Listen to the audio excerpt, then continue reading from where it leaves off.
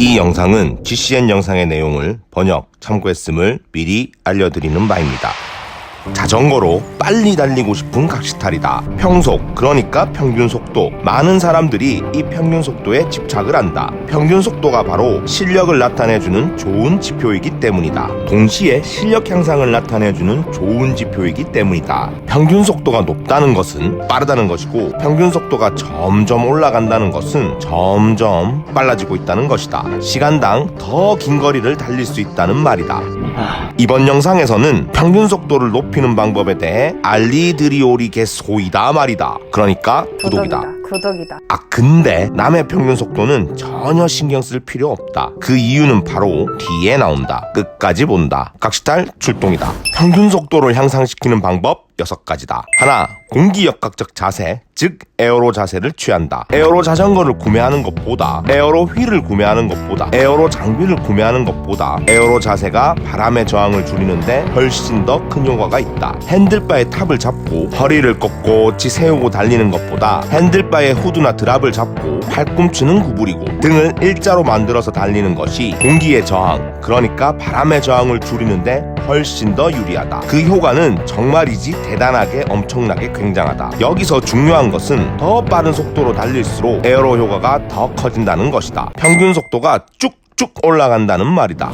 둘, 페이스 조절, 즉 속도 조절이다. 라이딩을 하는 동안에 힘을 적절하게 배분해서 달려야 한다. 그냥 무조건 부악부악 밟아댄다고 해서 평균 속도가 올라가는 것이 아니다.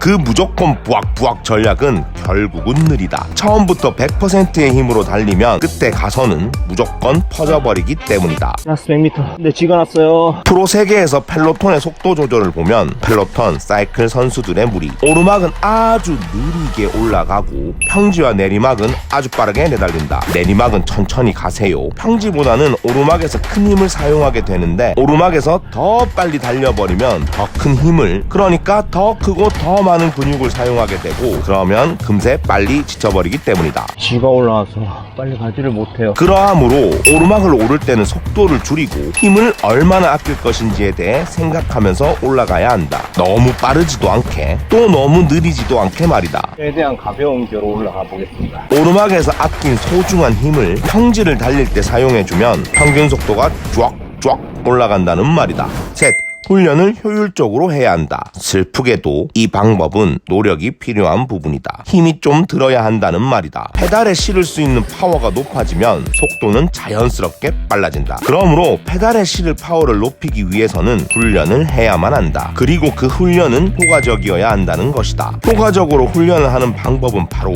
FTP의 90%의 파워 또는 FTP보다 약간 낮은 파워로 1시간 동안 훈련을 하는 것이다. 이 훈련 방법이 실로 효과적인 이유는 강도가 아주 높은 훈련은 아니기 때문이다. 그 말인즉슨 이틀 연속으로 훈련을 해도 무리가 없고 일주일에 몇 번이라도 훈련할 수 있다는 말이다. 이렇게 훈련을 하면 몸이 매우 빠르게 훈련에 적응을 하고, 그러면 파워가 빠르게 높아지고 결국엔 속도가 빠르게 빨라진다. 평균 속도가 빠르게 향상된다는 말이다.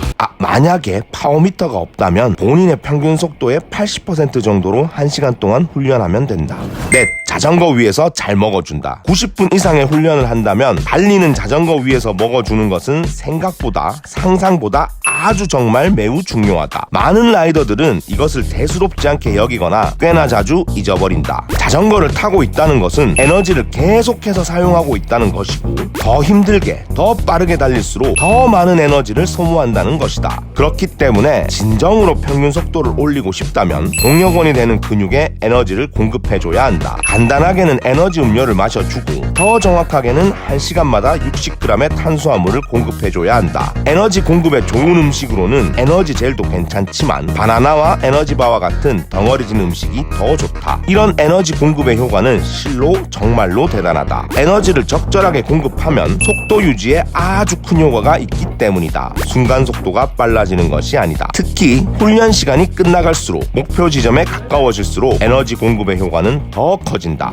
다섯, 무게를 줄인다. 자전거를 탈 때 라이더가 이끌고 가야 하는 총 무게가 가벼울수록 더 빨라진다. 줄일 수 있는 그 무게가 킬로그램이라면 그 차이는 어마어마하다. 자전거에 필요 없는 것들을 떼어낸다면, 몸에 필요 없는 것들을 걷어낸다면 그 효과는 어마어마 무시무시할 것이다. 자전거도 가볍게, 몸도 가볍게 하면 평균 속도가 쭉쭉 올라간다는 말이다. 6.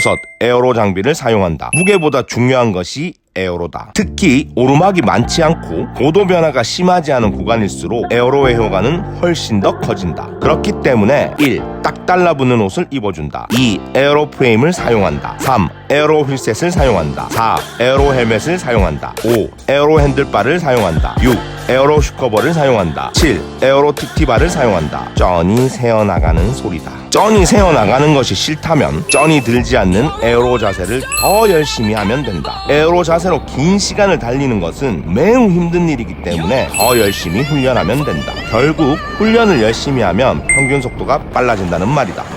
각시탈이 영상을 마무리하려고 한다. 평균 속도는 코스에 따라, 날씨에 따라, 상황에 따라, 동료에 따라 얼마든지 달라질 수 있다. 그러므로 평균 속도는 남과 비교를 위한 지표가 아니다. 스스로가 얼마나 강해지고 있는지를 알려주는 지표일 뿐이다. 그렇기 때문에 평균 속도는 묻지도 말고 자랑하지도 말자는 말이다. 그러므로 더 강해지고 싶다면, 그렇다면 구독이다. 지금까지 평균 속도 평균 이하가 된 각시탈이었다. 굿 바이바이 평균. 아, 끝났다.